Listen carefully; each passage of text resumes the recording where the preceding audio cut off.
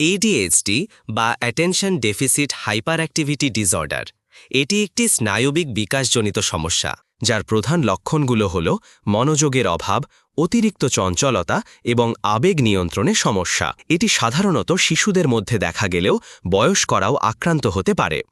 এর সঠিক কারণ জানা না গেলেও বংশগত কারণ এবং মস্তিষ্কের রাসায়নিক ভারসাম্যের অভাব দায়ী। প্রাপ্তবয়স্কদের মধ্যে ADHDর লক্ষণ: মনোযোগে সমস্যা, বিভ্রান্ত হওয়া, অতিরিক্ত অস্থিরতা, বসে থাকতে না পারা, আবেগ নিয়ন্ত্রণে সমস্যা, কাজ শেষ করতে দেরি হওয়া, কথা শেষ না করেই উত্তর দেওয়া, সম্পর্ক বজায় রাখতে সমস্যা।